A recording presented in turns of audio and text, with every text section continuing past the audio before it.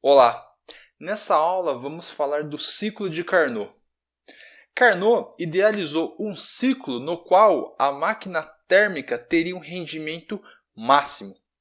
Para isso, o ciclo dessa máquina contém duas transformações adiabáticas alternada com duas transformações isotérmicas. Essa representação aqui do lado esquerdo indica o ciclo de Carnot, no qual a conversão de calor em trabalho. Do ponto A ao ponto B, a máquina ela recebe calor da fonte quente através do Q1, fazendo uma expansão isotérmica, como eu posso ver aqui do meu lado direito.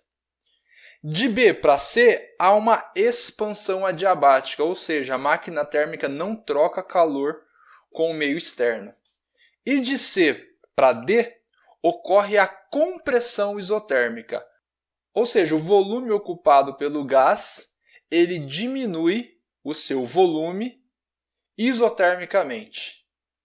Assim, fornecendo calor Q2 para a fonte fria.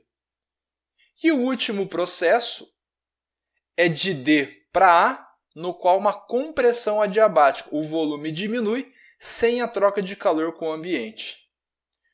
Carnot idealizou e percebeu que a quantidade de calor trocada com a fonte quente e com a fonte fria é diretamente proporcional com a temperatura da fonte. Nesse caso, relacionando Q1 por T1 igual a Q2 por T2. Como o rendimento da máquina térmica visto em aulas anteriores é dado por 1 menos o quociente do calor Q2 pelo calor Q1, substituindo pela relação de Carnot, o rendimento máximo da máquina térmica é igual a 1 menos temperatura da fonte fria dividido pela temperatura da fonte quente. Perceba algo importante, para que o rendimento máximo seja de 100%, ou seja, N igual a 1 ou Ni igual a 1, T2, que é a temperatura da fonte fria, deve ser zero. Isso indicaria que seria o zero absoluto. A fonte fria deveria estar no zero absoluto, lembrando que as temperaturas estão na escala Kelvin.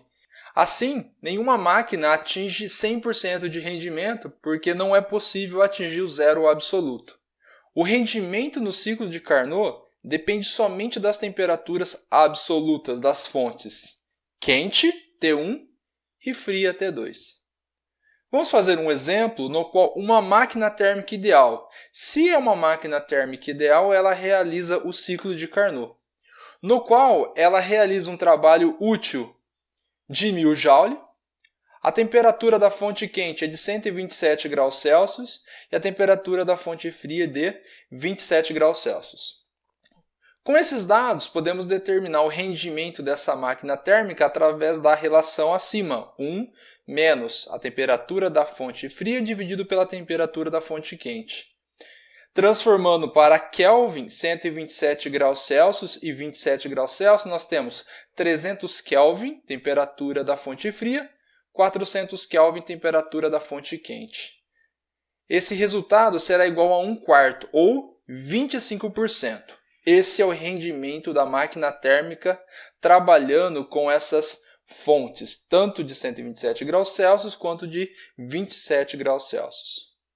Podemos determinar qual é o calor transferido e recebido pela máquina térmica, através da relação do rendimento como sendo o quociente do trabalho útil pelo calor recebido da fonte quente, 1/4, 25%, rendimento dessa máquina, igual trabalho útil 1000 dividido pelo calor que ela recebe da fonte quente, Q1 vai ser igual a 4000 Joule.